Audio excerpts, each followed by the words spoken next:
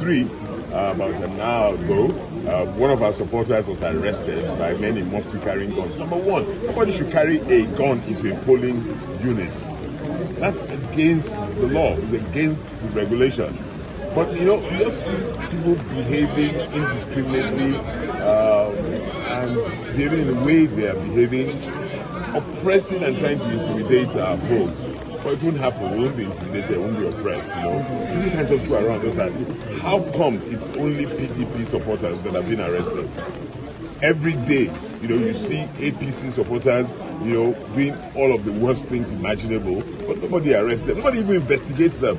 This supporter that was arrested, what was he doing that made them? He was in the polling unit. He was queuing, waiting to be accredited. He was queuing up waiting to be accredited. So what's your call to the appropriate authority now? That they should create a free and fair, level playing field. This is getting too much, particularly from the police force or people that claim they're policemen. I don't want to think they're true police. They may be rogue policemen. And there's some known police officers, particularly in Rome area, who are trying to settle scores, and it's not necessary. And they're using the police force to try and settle personal scores. And it's not fair. And we've said this before. The chairman of the party said this at the press conference some weeks ago. And we keep saying this. Policemen, if they want to be politicians, they should retire and come and be politicians. But if you're a policeman and you're being a policeman and a politician, it doesn't work. It doesn't work. Thank you very much. The election is supposed to close at 2 p.m. But it didn't start at 8. This is well over 10 o'clock in the morning. Will you advocate for an extension of time? Most definitely. If the INEC officials have just come, the process hasn't even started, so we're over 2 hours delayed. So the only fair thing would be for closure to be extended as much time. So closure should be extended maybe 2 or 3 hours, whatever time we delay. That's the only fair thing. Thank you, sir. So that everybody can get to vote. You see everybody sitting down there very quietly. They're there in large numbers. They can't be disenfranchised. Thank you very much for your time. Thank you very much. Thank you. I went to the booth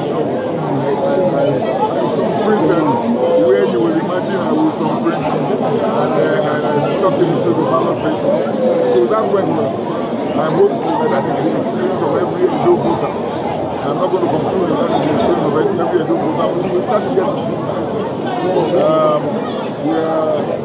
We're getting some concerning feedback from around the state, but I'm not the kind of person who's going to make any statements until I verify the sources of information. So early days.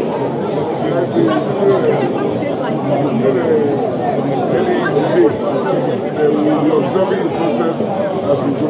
At least we have crossed one hurdle. I have voted. And I'm hoping that our supporters will all be allowed to vote. And that their votes will count and be counted. Thank you. I'm asking INEC because all eyes are on it. This is an off-cycle election. This is an election that is happening only in Edo State today. INEC has no excuse. INEC has no excuse. They have the luxury of being able to deploy all of their resources to this particular election. So I think this is an opportunity for them to show the world that they actually can do this job and do it well. So I'm hoping our not up to 10 minutes. I'm already out of that place. Hope the voting area was conducive for persons with disabilities? No, it wasn't. Because of the high place. So what they did for me, they brought the thing down so that I can do it.